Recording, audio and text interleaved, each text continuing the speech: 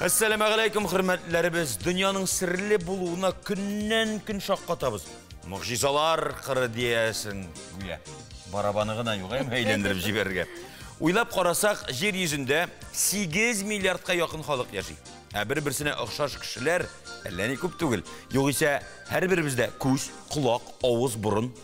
Bu tabiat tılsımı. İgizek tuğanlar arasında ıxşaşlık zor elbette ama onlarının da bir-birsine ıxşamağınları ışırı. İsenmesiz muhterem tamaşaçılarımız. En mühimi bizni kişiliklilik, şefkatlilik, izgilik, yağımlılık kibik sıfatlar birleştire. Mine şunday muğjizat olu manzara. Biz mine bir-birimizge ıxşaş olmaz bilen Zülfiye manzaranı başlarga ezerbiz. Nik ıxşaş mı? Çünkü ikimiz de manzaranı alıp barabız. Men bugün sizge gandbol turunda söyleyecekmin. Gandbol İngiliz sözü handball, handball, hem bol, top. O'zbekistonga borib, Navro'zni ko'rib qaytgan kishi bu bayramni ali uzoq vaqt jili xotiralar bilan esga olashaq. Bugün sizin bilan men filmlarni tarjima etu dunyosi bilan birozgina tanıştırıp ketesim kele. Tiptim, açtım ip. Suğa da düşüp gitti, batmadı. Sen Emineni hatırlatasın, hem tik yılamağına. Eli de yarı topun terezeni batmadı. Fiskultur yasap durmasan, kuyanı tutup bulmuşul. Sen top tutup yırak barmakşıydın mısın, ha? Bu yolu nindi sport türüyindeydi, eit. Voleybol, futbol, basketbol. Gandbol. Kilesi süjetini korasan, sen de kızıgaşaksın. Sügünesin deyip korkutup jiberdin, Allah saklasın. Men bugün sizge gandbol turunda söyleyecekmin. Gandbol İngiliz sözü handball, handball, hem bol, top. O mene şunda kişkine top bilen oynala, futbol topundan kişkinerek, hem onu tutur için oңайлыраак. Бұрынғы Рим империясында, Гомерның Одиссеясында, орта ғасырларда да қол білен ойнала тұрған топ ойыннары еске алына. Әмма бүгінгі халеттегі гандболны Дания футболшылары 19-20 ғасырлар шегінде ойлап тапқандар.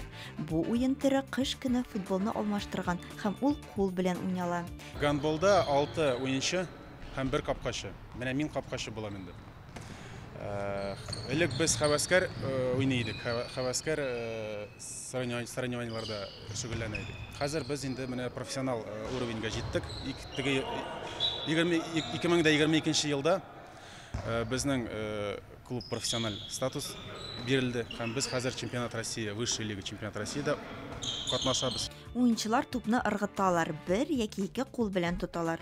Уенның максаты көндәш төркемнең капкасына мөмкин кадәрле күбрәк туп кертү. Уенчыга тупны 3 секундтан да озаграк тотып тору тыела. Туп белән ул 3 адымнан күбрәк атларга да тиеш түгел. Гандбол тубы футбол тубыннан кечерәк һәм авыррак. Ул шома булырга тиеш түгел. Матч вакытында кулдан төшмәсен өчен шулай каралган. Кайбер спортчылар махсус мастикада кулланалар. Ул кул белән тупны ябыштыру өчен ясала. Туп кулга үзе ябышып тора, аны тотарга да, югалмаска да уңайлы. Казанның да үз гандбол командасы бар. Клубның тарихы 1993 елга барып тоташа. Шушы вакытта республиканың бик тиз үсә торган һәм күп өметләр баглана торган командасы булган ул. Әмма 2007 елны Кайзеланд клубы ябыла. 2022 елга хәтле әлеге спорт хәвәскәр дәрәҗәдә яшәп килә. Мин мәктәптән тотындым уйнарга. Аннары безне җыйдылар Татарстан буенча яхшы уенчыларны. Аннары мин эләктем дубль Казан командасына.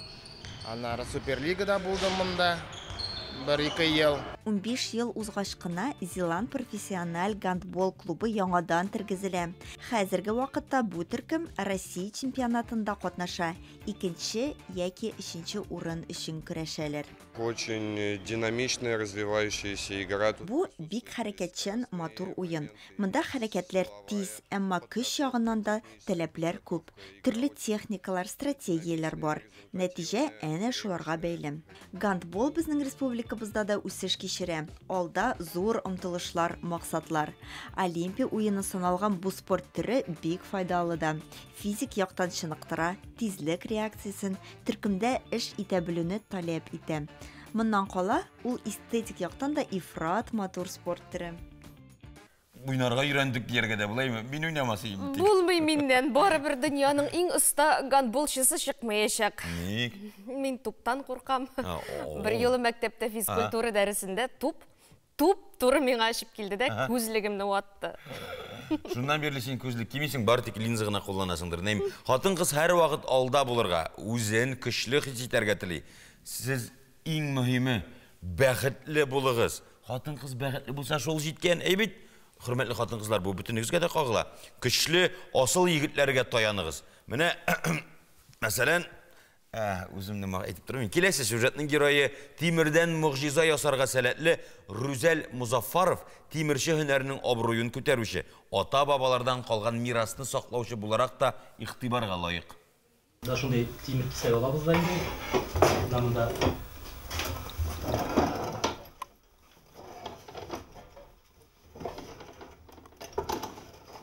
Гади генә тимер кисәкләре, аның кулында сырлы тәрәзә яңаклары, кош һәм җәнлек сыннары, бизәкләп эшләнгән беседка капкаларга әверелә. Төбән Пешалым авылында яшәүче Рүзәл Музаффаровның остаханәсе бу.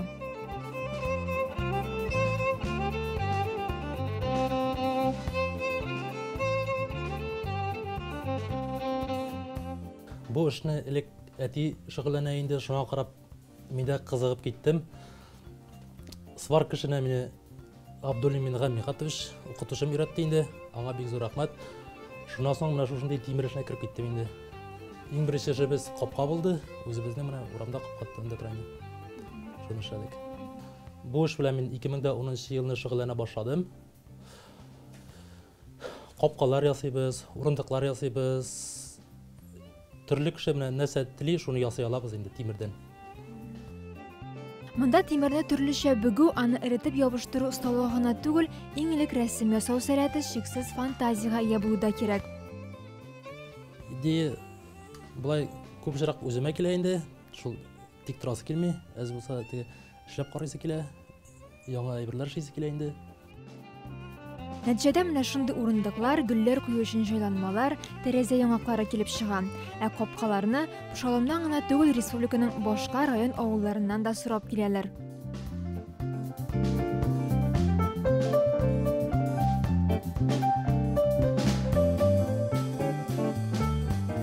Капканы иң беренче урынына барып размерлар алабыз инде. Аннан шул материалын янап кайтып, шушы гаражда башкарабыз инде, шу станокларда бизәкләрен бөгәбез. Да шундый бизәкләр килеп чыга, нәтиҗәдә инде шуларны бергә җыеп капка килеп чыга инде ахырдан. Тимердән әйберләр ясау катлаулы түгел, әмма күп көч, вакыт, сабырлык һәм түземлелек таләп итә Рүзәл. Бу аның төп эше түгел. Тимердән әйберләр ясау күңелгә рәхәтлек бирүче шөгыль ди ул. Тимерчедән күрмәкче дип шулай җәһәт кенә эшкә тотынып тиз генә ясап куйсаң иде шундый әйберләрне. Юк шул юк, андый сәләт бөтен кешегә дә бирелмәгән. Ә менә аквариум балыкларын гадәттә матурлык өчен тоталар. Монсын инде бөтен кеше башкара ала. Сәламәтлеккә дә файдасы барлыгын фаразлыйлар. Аларның йөзгәннәрен бер 15-20 минут күзәтеп торсаң, тынычландыра диләр. Балыкларның сабыйларга да ярдәме зур, дөньяны танып белергә өйрәтә, аларны вакытында тиешенчә карарга кирәк икәнен күреп, балада мәрхәмәтлелек хисләре тәрбияләнә. Бүлмәдә су парланып торганда кеше яхшырак йоклый, салкын тиюдән дә саклый, хәтта гаиләдәге мөнәсәбәтләрне ныгытырга да ярдәм итә. Нишлисең инде?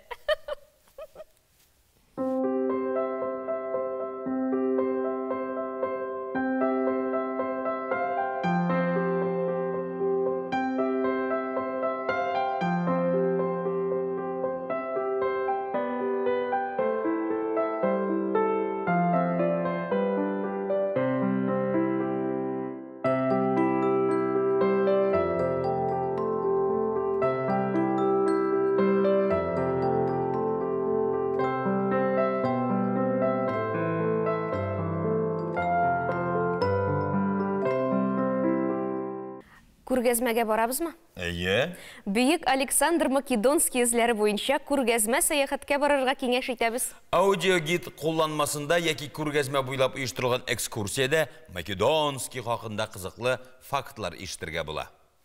Казан Эрмитаж үзәгендә Александр Македонский көнчыгышка юл дип исемләнгән яңа күргәзмә ачылды. Әйдәгез әле күргәзмә белән бергә танышып китик.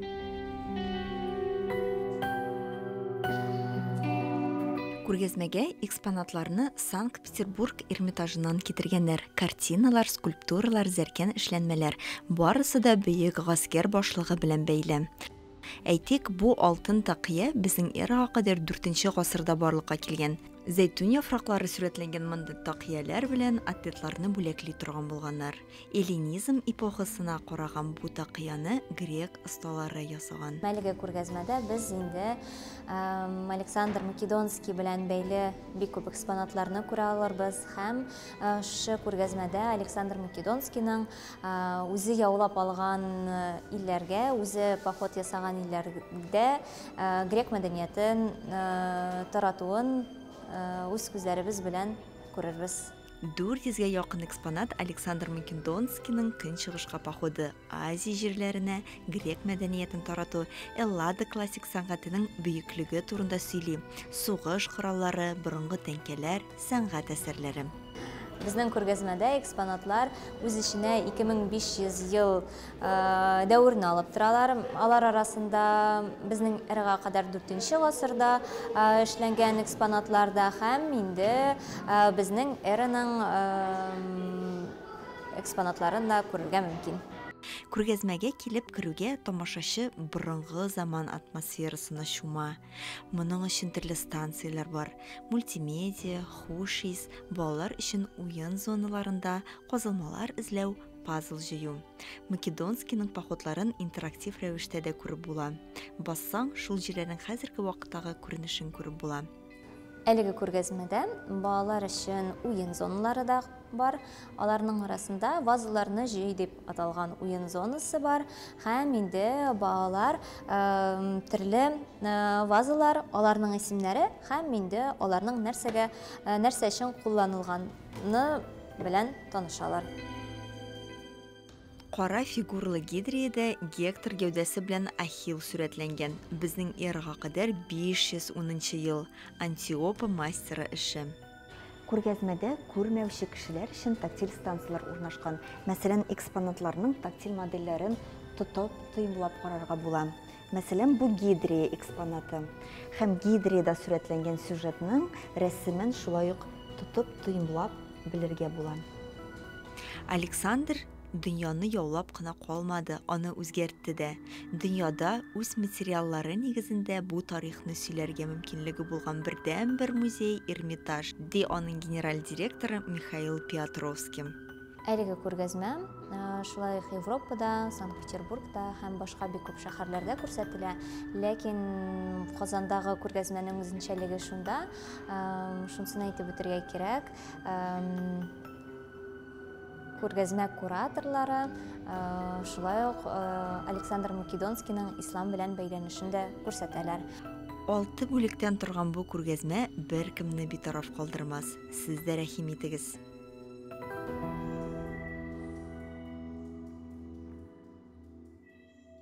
Шаян ТВ каналының дубляж студиясендә татар теленә шундый кызыклы фильмнар, мультфильмнар, документаль һәм әдәби жанрдагы тапшырулар тәрҗемә ителә. Күптән түгел син тавышландырган фильмны да карадым. Тавышыңны башта танымадым, син аны ничек төрлегә үзгәртә беләсең икән. Ай, рәхмәт. Менә шундый рәхәт булды. Анысы үзе бер сихри дөнья. Киләсе сюжетта Галискар Камал исемле Татар дәүләт академия театры артисты Артур Шайдуллин бу өлкәдә булган үзенең тәҗрибәсе белән уртаклаша. Бүген сезнең белән мин фильмнарны тәрҗемә итү дөньясы белән бераз гына таныштырып китәсем килә.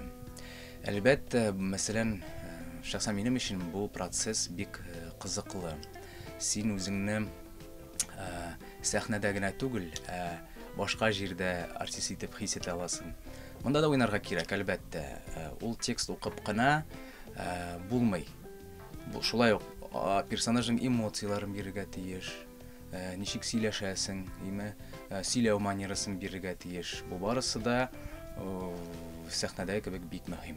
Беренчедән, сәхнә теле күнегүләрен ясарга тиеш. Әлбәттә, инде ул артикуляцион гимнастика, Ниндидер бер 5 минут җитә, аңа бераз игътибар бирсәң. Башта син карыйсың нинди характерлы персонаж. Шул характерга карап син инде тавышын тембрын эзли башлыйсың. Әгәр дә инде ул яшь малай ниндидер ул бераз менә мондыйрак тавыш булырга мөмкин инде, инде берәр импозантный шундый бер ир кеше булса, әлбәттә инде син баз белән аны тәрҗемә итәргә тырышасың. Нинди киңәш бирер идем мин шуңа кем беренче тапкыр килә фильмнарны тәрҗемә итәргә.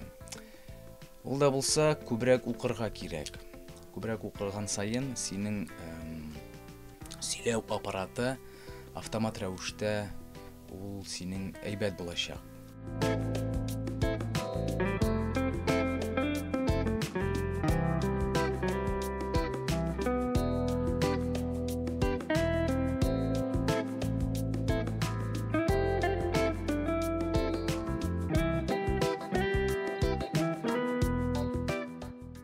Куллары нәрсәгә генә кагылса да гаҗәеп моторлык килеп чыга. Сүзем тегү-чигү эшен яратучылар хакында.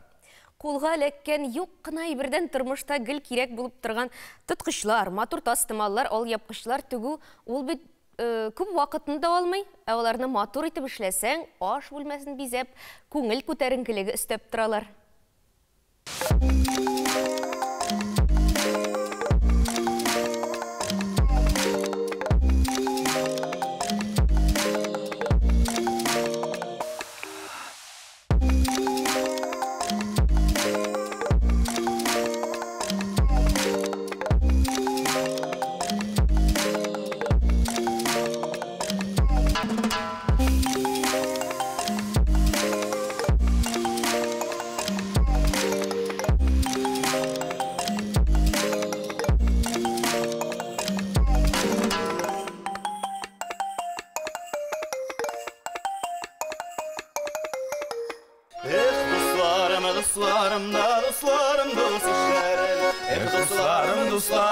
Dostlarım, dost işlerim. Siz dostlardan ayrılsam yalnız başımın işlerim. Siz dostlardan ayrılsam yalnız başımın işlerim.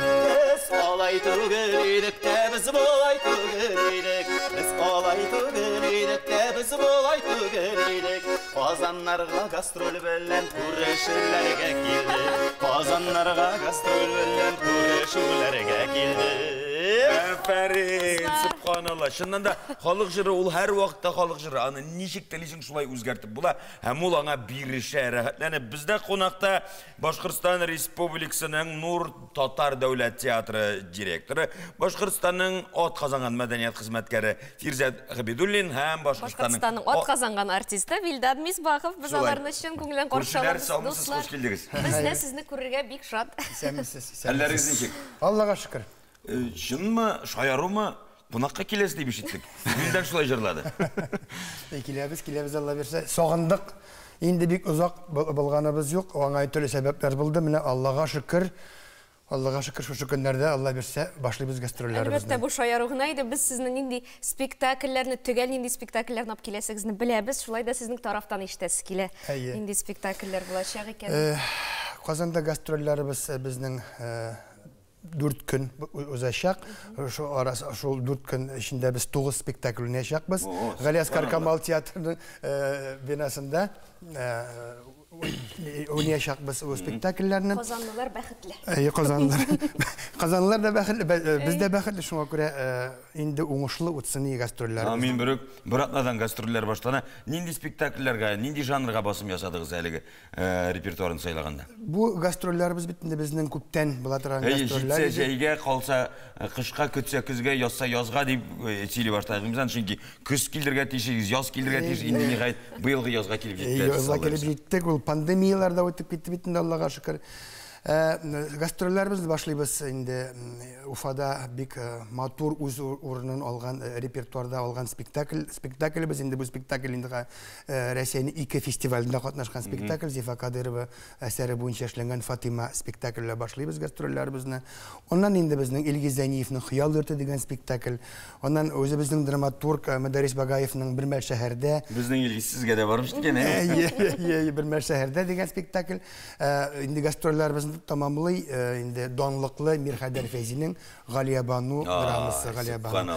Şu arada indi kişi Kamal Teatrının kişi səhnəsində aşağı indi Mansur Qaliyasov'un Külməgiz Minüləm degan Утрические комедии деп әйтергә кирәк. Шулар арасында премьералар да бармы, әллә алар? Быелгы премьералар юк, шуңа күрә без инде шул теге вакытны җыелган килә торган репертуарны алып килдек, чөнки анда өзегез беләсез, ярты билетлар сатылган, калган һәм шулай итеп калдырдык репертуарны. Вилдан, сине кайсы спектакльләрдә күреп була?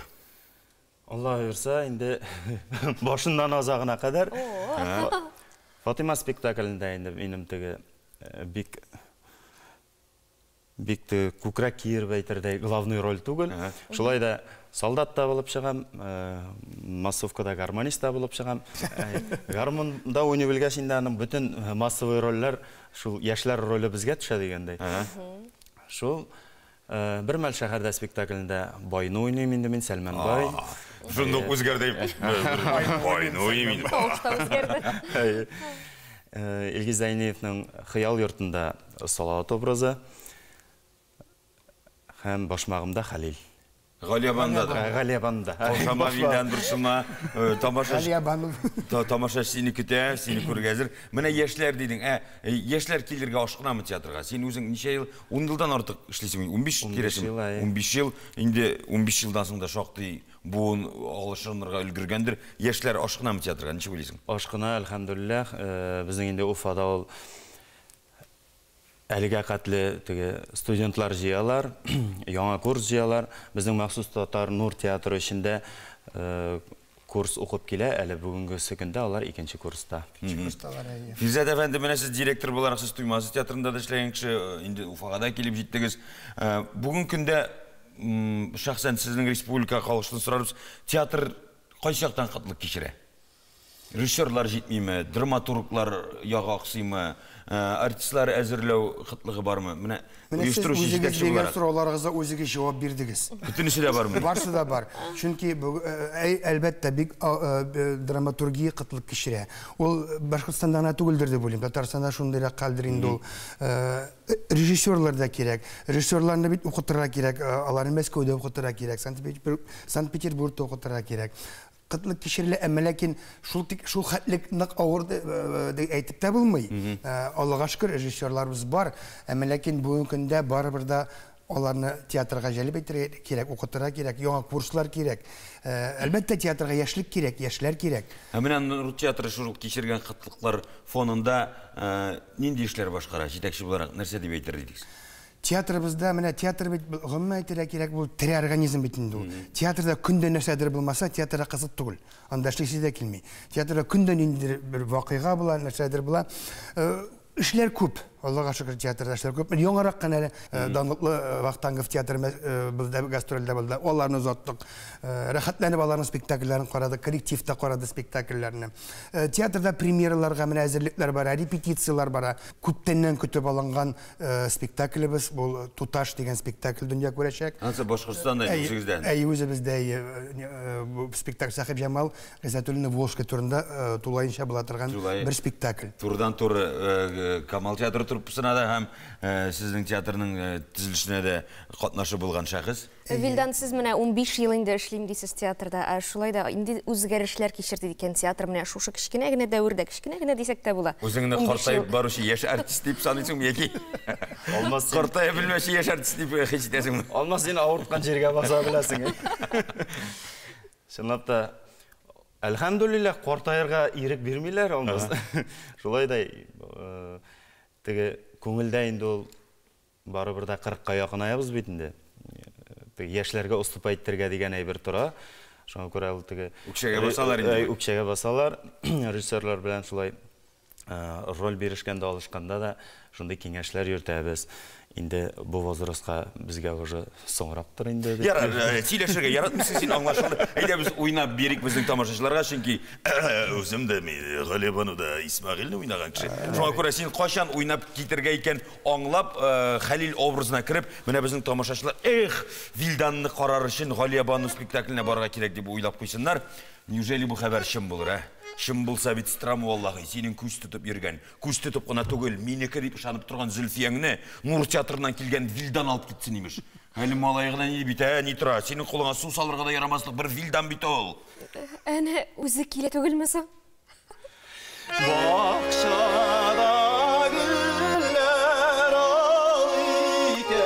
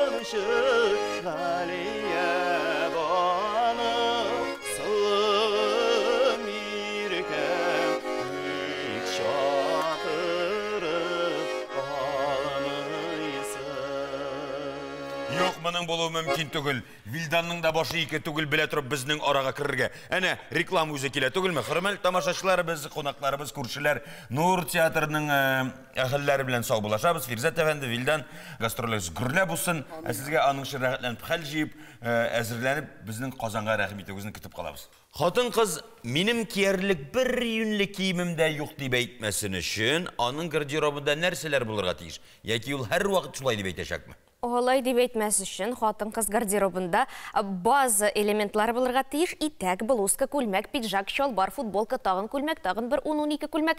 База яшенә, һөнәренә карамастан хатын-кызга күркәм һәм зәвыклы булып күренергә ярдәм итә. Тукта, булды, җитте. Алга таба дәвам итмәсәң дә була, санавыңны туктат. Соң ул база күптән тупланган, тулган бит инде. Аны бит яңартып торырга кирәк. Ярар, Лилия, рәхим ит сүз сиңа.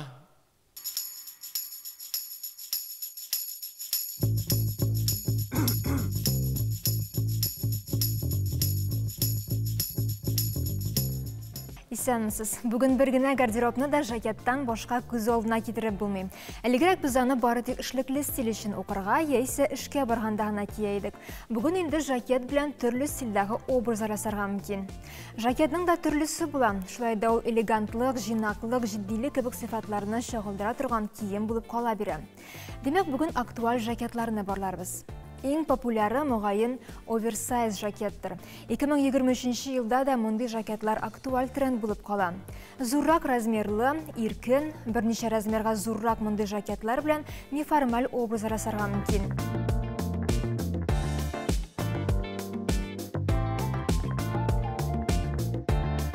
Бу юнәлешкә шулай ук ир-ат стилендәге жакетлар да керә. Алар аеруча җиңел күлмәкләр белән бик нәзакәтле күренә. Алдагы тренд оверсайзга капма каршы тренд. Ул билле жакет. Мондыйын сайлаганда беренчедән аның озынлыгына игътибар итегез. Ул озынча булырга тиеш. Икенчедән ул билле булса да тәнгә сыланып торырга тиеш түгел. Һәм өченчедән формасын яхшы тотарга җилкәләре бераз киңрәк булырга тиеш. Ә менә оверсайз жакетларны каеш белән буып кую тренды хәзер инде актуаль түгел. Кыска жакетлар да модада. Мондый жакет билдән торырга тиеш. Ә итәк яисә чалбарның бил өлеше югарырак булса яхшы. Кроп жакетлар зур, ирекле, озын киемнәр белән отышлы күренә. Мондый жакетлар кыскарак буйлы кызларга бик килешә.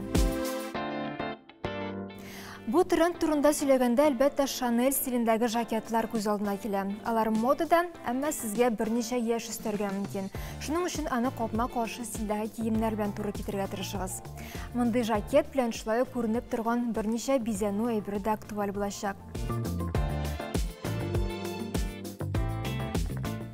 Күлмәкләр турында сөйләшкәндә, ерыклар һәм кисемнәрнең модада булуы турында әйтеп узган идем. Бу тренд жакетка да кагыла. Мондый жакетны сайлаганда эштән киеп калдырган киемегез бу ерыклардан күренеп торырга тиеш түгел.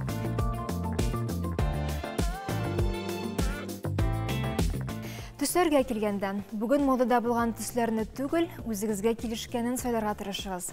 Теләсә инде гардеробта бер жакет нейтраль төстә булса яхшы. Ә җәйге сезонда ачыграк, җете төсләрендә сайларга мөмкин. Яз җәй өчен ак төс идеаль булып санала. Иң мөһиме аның төсмерен дөрес сайларга кирәк. Ә принтларга килгәндә шакмаклылар актуаль булачак. Кыюраклар исә анималистик принтларны да сайлый ала.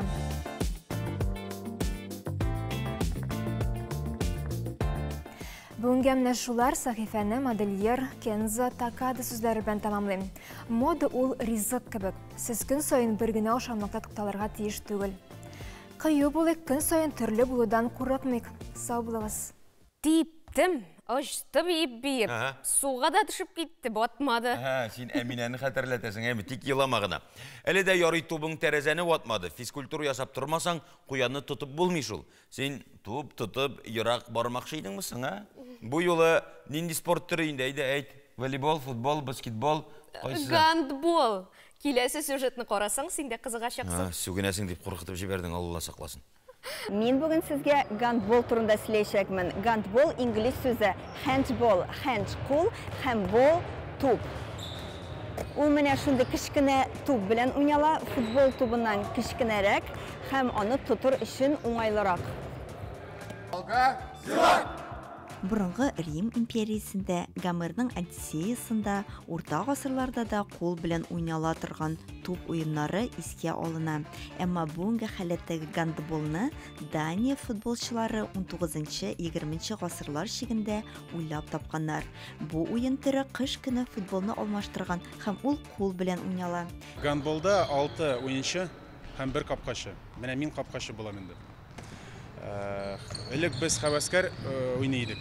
Хәвәскәр соревнованиеларда шөгыльләнә идек. Хәзер без инде менә профессионал уровеньгә җиттек. 2022 елда безнең клуб профессиональ статус бирелде һәм без хәзер чемпионат России, высшая лига чемпионат Россиядә катнашабыз. Уенчылар тупны ыргыталар, 1 яки 2 кул белән тоталар. Уенның максаты көндәш төркемнең капкасына мөмкин кадәрле күбрәк туп кертү. Уенчыга тупны 3 секундтан да озаграк тотып тору тыела. Туп белән ул 3 адымнан күбрәк атларга да тиеш түгел. Гандбол тубы футбол тубыннан кечерәк һәм авыррак. Ул шома булырга тиеш түгел. Матч вакытында кулдан төшмәсен өчен шулай каралган. Кайбер спортчылар махсус мастикада кулланалар. Ул кул белән тупны ябыштыру өчен ясала. Туп кулга үзе ябышып тора, аны тотарга да, югалтмаска да уңайлы. Казанның да үз гандбол командасы бар. Клубның тарихы 1993 елга барып тоташа. Шушы вакытта республиканың бик тиз үсә торган һәм күп өметләр баглана торган командасы булган ул. Әмма 2007 елны Кайзеланд клубы ябыла. 2022 елга хәтле әлеге спорт хәвәскәр дәрәҗәдә яшәп килә. Мин мәктәптән тотындым уйнарга. Аннары безне җыйдылар Татарстан буенча яхшы уенчыларны. Аннары мин эләктем дубль Казан командасына. Аннары Суперлигада булдым монда. 1-2 ел. 15 ел узгач кына Зеланд профессиональ гандбол клубы яңадан тергезелә. Хәзерге вакытта бу төркем Россия чемпионатында катнаша. 2 яки 3 урын өчен көрәшәләр. Очень динамичная, развивающаяся игра. Бу бик хәрәкәтчән, матур уен. Монда хәрәкәтләр тиз, әмма көч ягыннан да таләпләр күп. Төрле техникалар, стратегияләр бар. Нәтиҗә әнә шуларга бәйле. Гандбол безнең республикабызда да үсеш кичерә. Алда зур омтылышлар, максатлар. Олимпия уены саналган бу спорт төре бик файдалы да. Физик яктан чыныктыра, тизлек реакциясын төркемдә эш итә белүне таләп итә. Моннан кала ул эстетик яктан да ифрат матур спорт төре. Кешелекнең үсешен чагылдыручы, елдан-ел артып торган яңалыкларны тамашачыга җиткерүче, һәр кешегә хакыйкать өләшүче, үткәннәрне барлап торучы Яңа гасыр телеканалына 20 ел. Biz әсәрле, эзлебез, тарихта бер дә тапсыз көзгебез дигән бөек тукайыбыз да.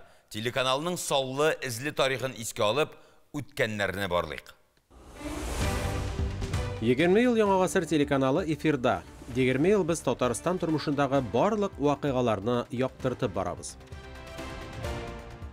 2006 елның 18 апрелендә Татарстанның сынлы сәнгать музеенда шедевры графики 20 века дигән күргәзмә ачылды. Онда атаклы осталар Пабло Пикассо, Анри Матис, Сальвадор Дали һәм башкаларның линогравюралары һәм литографияләре тәкъдим ителгән иде. 10 елдан Казанның Зенит командасы волейболчыларын сезонның Чемпионнар лигасы җиңүчеләрен зурладылар.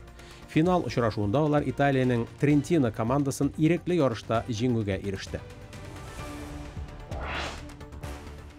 2017 елның бу көннәрендә республика башкаласында Тукай шигырьләрен укучыларның халыкара ярышы булып узды.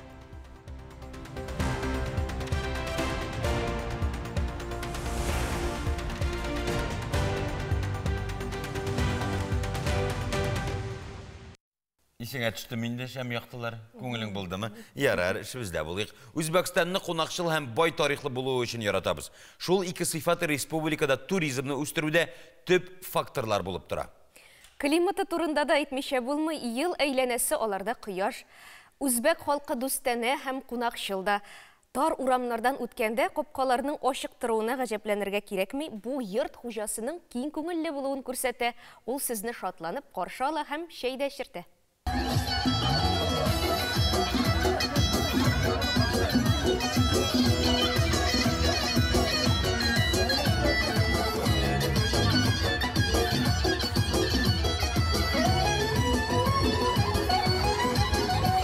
Үзбәкстанга барып, Нәүрүзне күреп кайткан кеше бу бәйрәмне әле озак вакыт җылы хатирәләр белән искә алачак.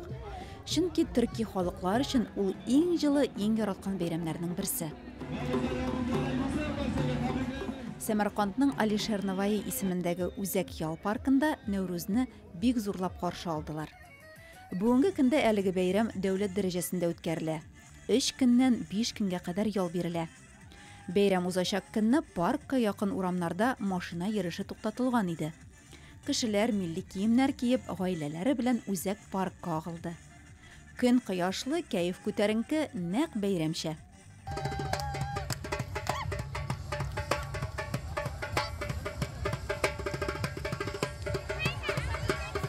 Традиция буенча Нәүрүз милли уеннар, артистлар чыгышы, концерт, күңел ачу программасы, осталык дәресләре белән үрелеп бара.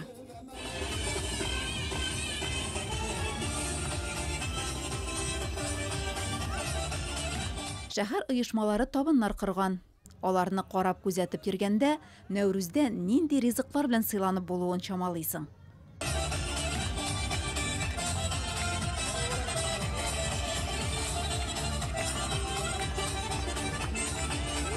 Тәпризык сүмәләк, Нәүрүз символы. Ул һәр тавында бар. Аны шыткан бодайдан әзерлиләр, тәүлек буе кайнаталар. Иртәдән күрше күләнгә таныш белешкә туганнарга тараталар. Сүмәләкне татып караганда теләгән теләк һич шиксез кабул булачак диләр. Бу көнне иң явыз дошманнарны кичерергә, көчсез һәм мохтаҗларга ярдәм итәргә кирәк. Тагын бер яхшы сынамыш сый-хөрмәт күрсәтү. Хуҗабикәләр яшел үлән белән пәрәмәч, йомырка агыннан татлы десерт нишалда, катлы самса, хуш исле пылау пешерә. Тәл тәм тыннардан сыгылып тора. Чөнки моллык шулай ук яхшы символ.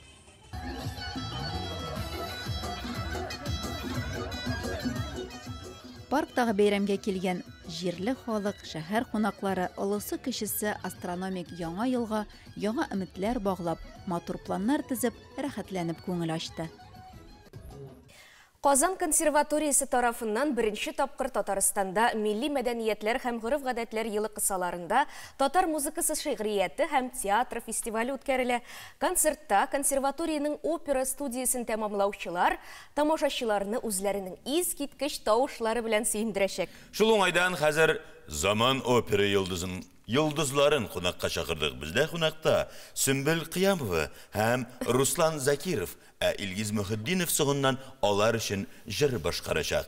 Хөрмәтле кунакларыбыз, хәерле көн, хош килдегез. Исәнмесез? Хәерле иртәләр. Әнә, менә тавыш, менә әйтәм мин. Юкка гына шаярмагымын, шундый тавыш. Хәерле иртәләр, куелган тавыш күренеп тора. Үскәнем, сез опера театрында эшлисезме дип сорау туашындык. Юк, без Казан дәүләт консерваториясында эшлибез, опера студиясы солистлары һәм яшь укытучылар. Шуннан да бик кызык, ул кичкенәдән андый тавыш булмый бит инде. Ул ничектер шулай эшләү дәврендә үзгәрә, име, Руслан? Тенор, име? Лирик тенормы? Юк, мин баритон. Син баритон? Син баритон булгач, мин кем алайса? Бас баритондыр.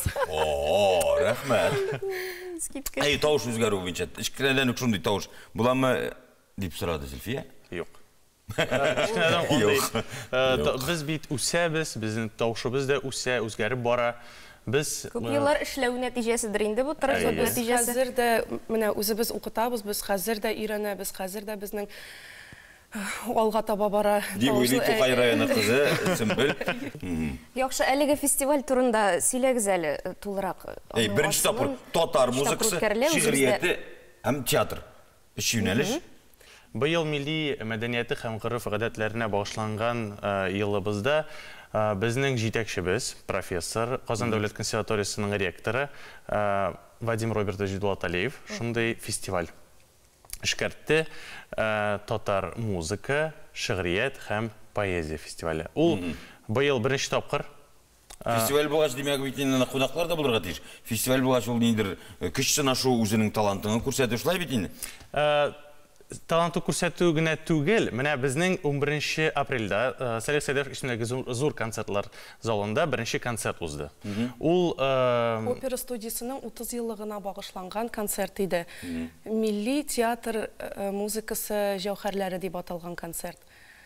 Ул концертта безнең Һәр елларда катнашкан артистлар, ул да булса. Эшләгән, опера студиясында эшләгән һәм хәзер эшләүче йолдызлар, опера студиясының солистлары катнашты. Кызык, театр турында да әйттегез, шигърияты турында да әйттегез. Демәк, опера артистлары шигырьләр дә сөйләячәкмени? Опера җырчылары. Менә карагыз, музыкаль драмалар, музыкаль комедиялар, анда бит опера гына түгел. Театралаштырган. Анда музыка гына түгел, анда бит инде без драматик яктан да ачылабыз. Ачылып бетеп буламыз. Тырышабыз. Шигърияты кайда? Менә шушы концертлар, менә шигырьләр белән бәйләнеп, музыка белән бәйләнеп, менә шулай итеп оештырыла. Бүгенге көндә ниндидер дәрәҗәдә сез бит инде халык мәхәббәтен яулаган җырчылар. Шулай да бу күпмедер эшләү нәтиҗәсеме? Сезнең үзлегегез менә үзенчәлегегез нәрсәдә икән? Нәрсә белән аерылып торасыз сез опера артистлары? Гомумән әйткәндә, менә бу опера студиясе бик күп йолдызлар чыгарды. Фирүз Кахиров, Илмира Калимуллина, Ирек Фаттахов. Әйе, ул опера театрында. Әйе, юк. Аларның хәтта тамашачылары да үзгәрә. Опера студиясында бик күп солистлар. Ләкин безнең опера театрында милли операларны әз куйганга күрә, анда солистлар да. Менә шуңа басым ясарга кирәк. Ни өчен алар бармак белән санарлык? Син менә әйткән кешеләр, алар бөтенесе дә эстрада жанрында эшләп танылган кешеләр. Шуңа күрә менә бу фестивальләр белән нәкъ менә шул опера юнәлешенә басым ясап, шул опера юнәлешендә хезмәт иткән, белем алган укучыларны күрсәтергә кирәк бит инде. Шулай бит инде. Асылы да шундадыр аның дип уйлыйм. Без бит опера җырчылары, без менә бу аппаратны өйрәнәбез һәм без эстраданы да җырлый алабыз. Без операны да җырлый алабыз. Шуңа күрә безгә тегесе дә бусы да ошый. Шулай да ничә уйлыйсыз, хәзер үсештәме опера җырчылары? Хәзер чынлап та күбәйәме алар елдан ел? Кызыксыну уянамы? Менә сез үзегез дә укытучы дип әйттегез үзегезне. Балалар кызыксынамы? Кызыксыналар, әйе. Кызыксыналар. Димәк, сез үсештә. Үсештә, ләкин менә эш урыны булырга тиеш. Большой театрдагы кебек молодежный труппа ачсалар, безгә эш урыны булыр иде. Мин бирок, әлеге юнәлештә кытыршы сораулар, киенкелекләр бик күп. Шуңа күрә алар бөтенесе дә сезнең файдага, ягъни менә шу консерваторияны профессиональ рәвештә белем алып тәмамлаучы опера җырчыларына карата алар уңайына хәл ителсен иде. Сезгә кунакка килгән өчен рәхмәт әйтәбез. Эшегездә уңышлар теләп калабыз. Алмаз опера җырчыларын җырлатасы килә инде. Әйе, алар өчәү килделәр, икесе сөйләде, өченчесе ягъни Илгиз Мөхәддинов хәзер җыр башкарачак. Җәмәгать ул эстрада җырчысы түгел, ул консерваторияның опера студиясын тәмамлаган солист.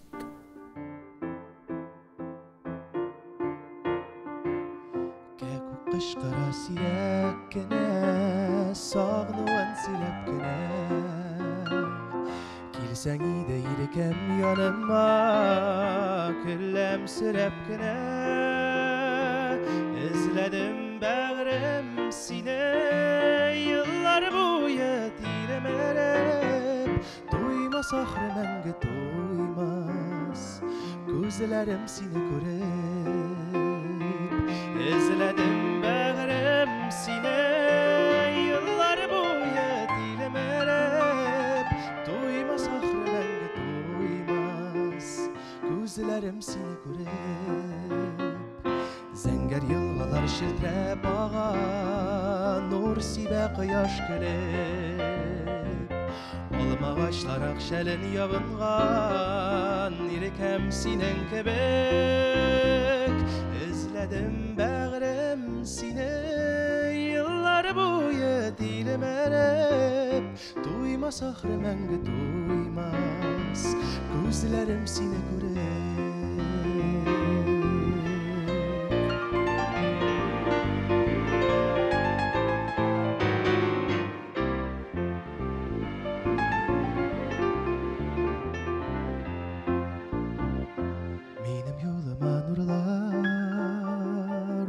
Kil kübrəg irkən, alsu güllər özüb birerimin, sinğa buləg itib.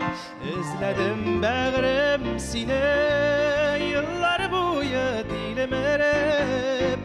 Duymaz axrı məngə duymaz, gözlərim sinə görüb.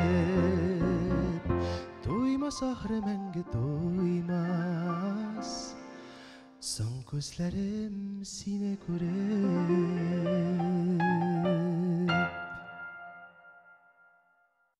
Ишеткәнең булды микән, Үзбәкстанда шәйне кәсәнең яртысына гына салу гадәте яши. Бу кунакка хөрмәт билгесе, шәй азрак салынган сайын аңа хөрмәт тә зуррак дигән сүз. Тутырылып салынса, тизрәк эштә кит дигәнне аңлата. Кадерле кунакка шәйне гел өстәп тору өчен шулай эшләнәдер инде ул. Тик яңа пешкән кайнар, тулы, кара җимешле шәй булсын иде ул. Ассаламу алейкум ва рахматуллаху ва баракату, хөрмәтле шәй сөюче дусларыбыз.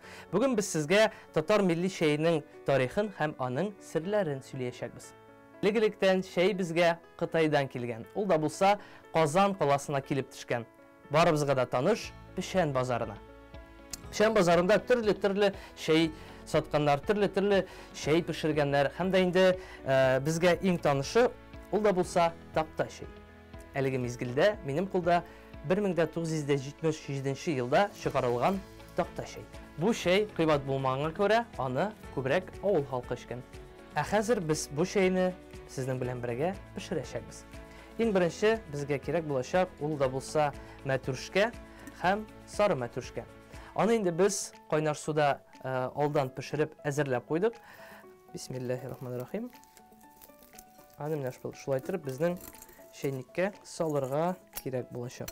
Бер ягына мәтүршкә, икенче ягына сары мәтүршкә.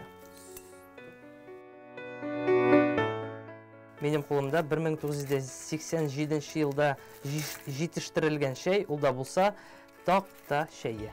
Барызга да таныш. Әлбәттә, инде моны мәтүршкә белән һәм сары мәтүршкә белән пешергәндә бу шәй бик каты, бик кара булып чыга. Иң мөһиме ул самовардан булырга тиеш һәм шәйнең градусы әтик 80 градустан да артыграк булырга тиеш түгел. Хәзерге мизгелдә кайнар су салабыз безнең шәйнигебезгә. Яртысын салабыз һәм яртысын тутыргач без аны былгытабыз.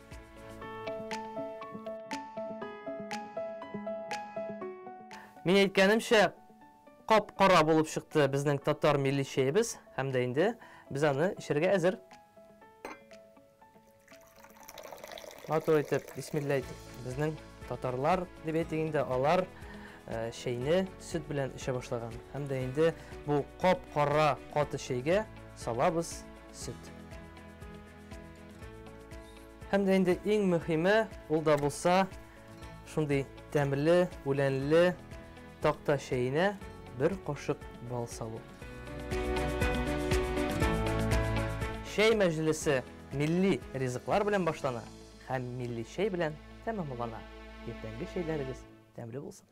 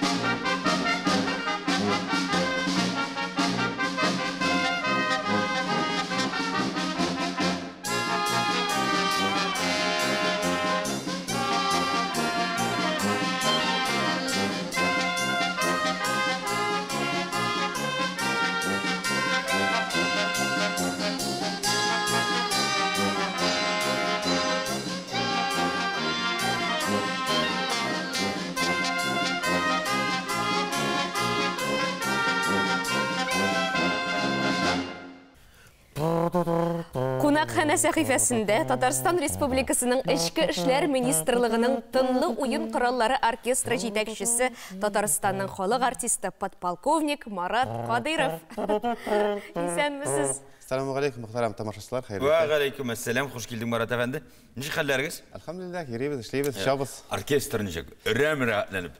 Йөрибез, эшлибез, кайф күтәрәбез халыкның. Репертуарга караш үзгәрмәдеме? Нәрсәләргә басым ясыйсыз, чөнки илдә булган вазгыятьне исәпкә алсак, аның да сезгә кагылышы бардыр. Biz repertuarına her konsertga bizim bu yıl bizga orkestrga 27 yıl buла. Şuna görə яңа программа садық һәм bizim bu yıl булачак программада романслар. Анда татар романслары бар, Яхинниятиге бит, Луиза Батыр-Болгари һәм бүтән әсәрләре булачак, романс кичәсе булачак. Менә оркестрның эш режимы белән таныштырыгыз Әлдин Гарҗин. Анда ничә музыкант бүгенге көндә? Хәзергә 15 кеше. 15 анда инде бөтенесенә тынлы уен коралларына бит. Без аларның чыгышын бүген караячакбыз, Алла бирсә. Мондай асыл егетләр белән, гомумән коллектив белән идарә итү җиңелләрдән түгелдер. Аларга нинди таләпләр куеласың? Әле сез бит МВД каршындагы оркестр. Алар барысы профессионал булырга тиешләр. Һәм һәр вакытта, һәр минутта, һәр секундта үз эшләрен башкарырга тиешләр. Әзер булырга тиеш. Чөнки без бит хәрбиләр погонда бит. Шуның өчен безгә приказ килеп чыкса, буйрык килеп чыкса, иртән бәлки бер төнне шул вакытта без үзебезне җыелып, тиз генә үзебезнең вазифабызны башкарырга тиешбез. Димәк, сез һәр вакыт нинди булса, вакыйгаларга әзер торырга тиешләр. Әлбәттә. Шулай. Менә эш режимына килгәндә, иртән килә ул оркестр артисты МВДда эшләүче. Көне буе репетициясы, аннары концертмы? Ничек кирәк? Чөнки иҗат кешенең бу бүтән төрлерәктер. Ә сездә нинди режим? Иртән 8дә подъем монда ничек башкарыла?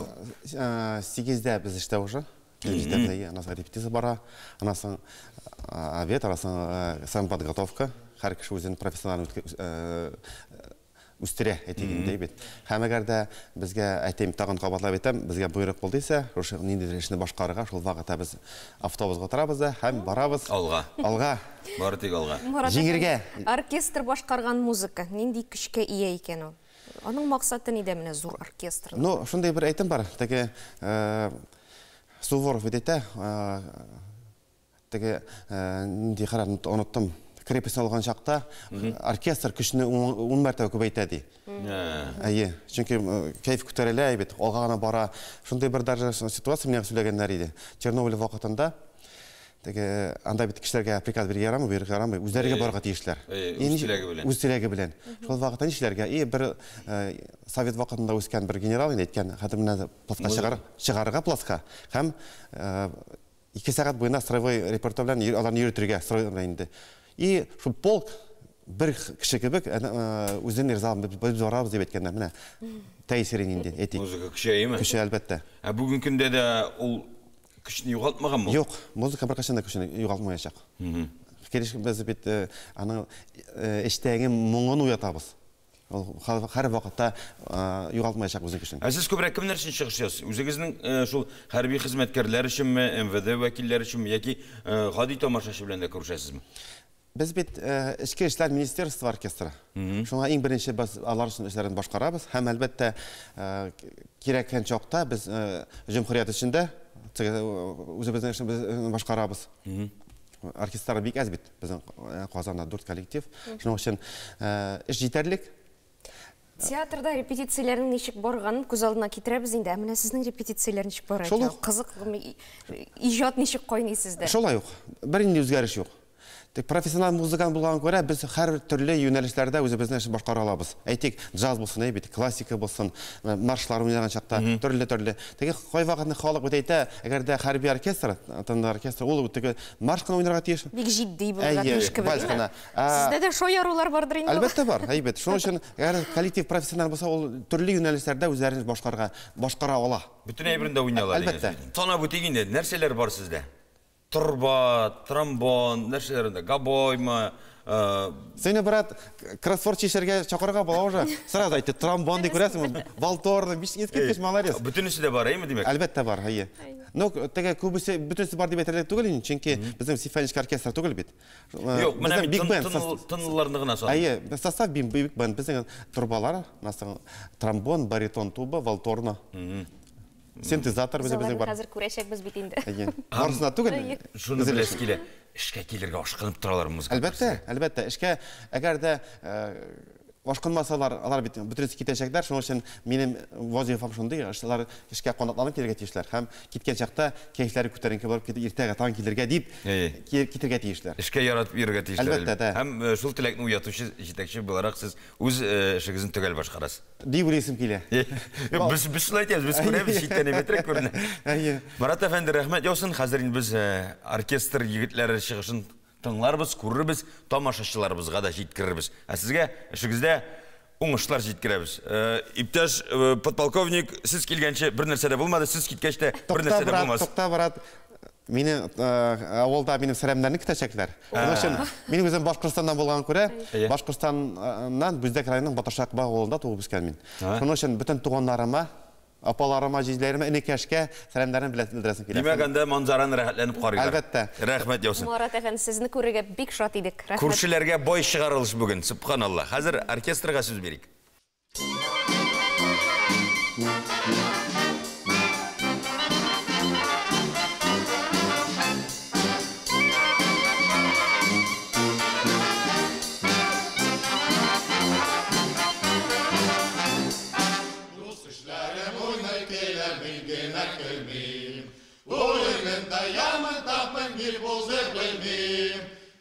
Siz matır kızlar nikşayartasız, yüreğimin yanılarım anlamışsınız.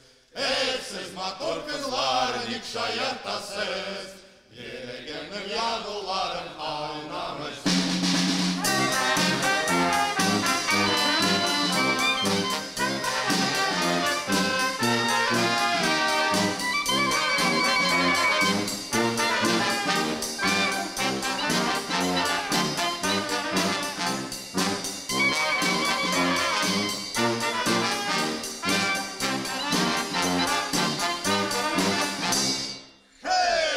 Әфәрин, субханалла, рәхмәт яусын безнең оркестрның солистларына, музыкантларына, офицерларга.